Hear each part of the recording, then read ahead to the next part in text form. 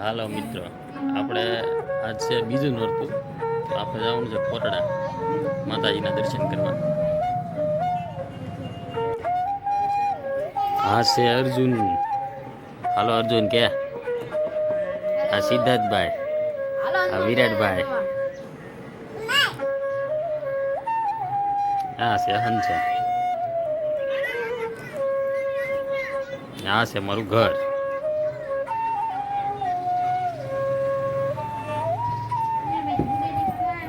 આ છે પ્રસિદ્ધિ બેન.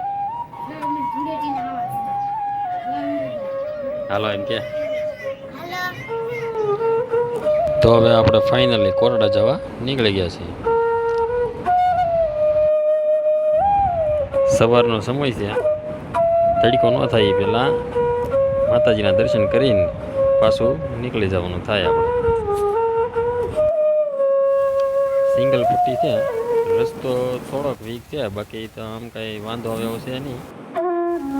આશરે મહુવાથી 20 થી 22 કિલોમીટર જેવું થાય, એટલે આપણે અડધી પોણી કલાકનો રસ્તો છે. અડધી પોણી કલાકમાં આપણે કોટડા પહોંચી જશું.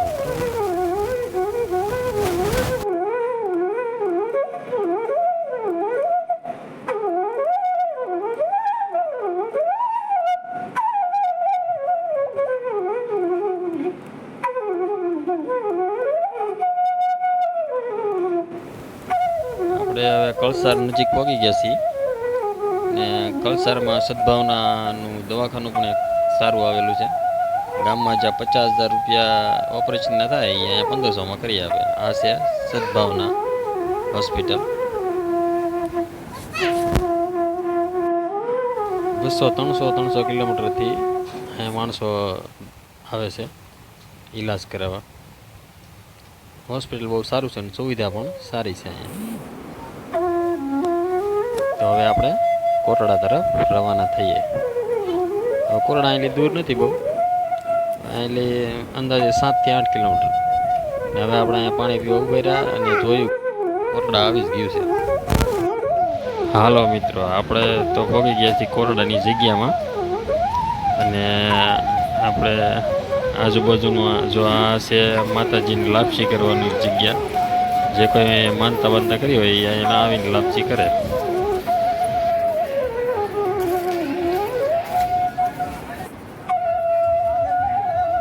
આ સામે આવેલું છે એ કોટડાનો પ્રસાદી ઘર છે. અને સામે 2 ધજા ફરકે એ માતાજી ચામુંડામાનો ગઢ કહેવાય, એમ મંદિર. ત્યાં આપણે જવાનું છે દર્શન કરવા. ઊંચા ગઢ કોટડાની દેવી ચામુંડામાં એમ કહેવાય ને એ ગઢ. તો હવે શ્રીફળ, અગરબત્તી, ચૂંદડી એ ધંધાની દુકાનો આવી ગઈ છે. બાળકોના રમકડા, કટલેરી, ફોટા એવું બધું અહીંયા મળે. અને ફાઇનલી આપણે મંદિરે પહોંચી ગયા છીએ. મંદિરની અંદર જઈએ, આપણે દર્શન કરીએ. પહેલાં તો કાળ ભૈરવ દાદાના દર્શન કરીશું. પાવન શક્તિપીઠમાંથી એક મંદિર ગણાય આ કોટડાનું, એટલે કાળ ભૈરવ દાદા બેહાડેલા છે. તો હવે આ મંદિરનો નજારો તમે જોઈ શકો છો. મંદિર બહુ હેવી છે. અને આ છે કાળ ભૈરવ દાદા.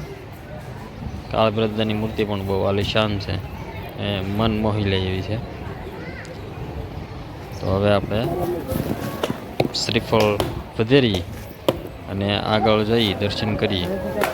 અહીંયા મંદિરની અંદર કેમેરો લઈ જવાની મનાઈ છે, તો હું ઉપલા ખીચામાં કેમેરો ઓન કરીને મેકી દઉં, એટલે જે કાંઈ દર્શન થાય એ કરીએ. તો આ માતાજીના દર્શન કર્યા અને આગળ જઈએ. અને આ બધા ત્રિશુલમાંથી એક ખાંડિયું ત્રિશુલ છે માતાજીનું. એમ કહેવાય 6 મહિના અહીંયા અને 6 મહિના ચોટીલા અને 6 મહિના કોટડા, એમ ત્રિશુલ રહે એમ. ને જેને જે દર્શન થાય એ ભાગશાળી કહેવાય. તો મેં માતાજીના દર્શન કર્યા અને હવે આપણે જઈએ દરિયા તરફ. અને આ મંદિરની બહાર વડલો છે ને આ બધા સુંદડી ને એવું બાંધે ને માનતાઓ જે કાંઈ હોય એ પૂરી કરે. ને હવે આ બહારથી મંદિરનું તમને દર્શન કરાવું. ધજાના જોઈ લો, ધજા કેમ ફરકે છે. 52 ગજની ધજા ફરકે ભાઈ માતાજીની. કોટડાની ચામુંડા માની ધજા ઉપર કે દર્શન કરી ને લાવો લઈ ને હવે આપણે આગળ વધીએ. તો હવે જઈશું આપણે દરિયા તરફ.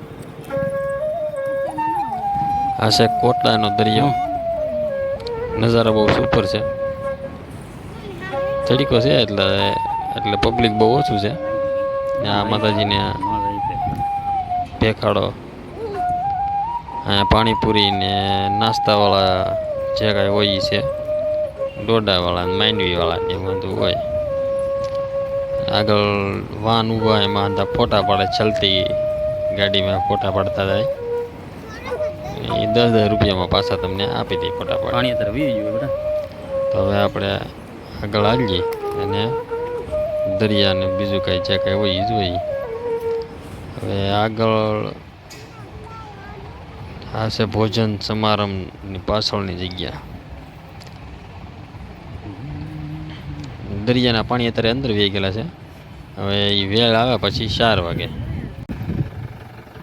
ને આ 4 વ્હીલું છે, નાની ને મોટી ને ઘોડા ને હાંડિયાઈ હોય.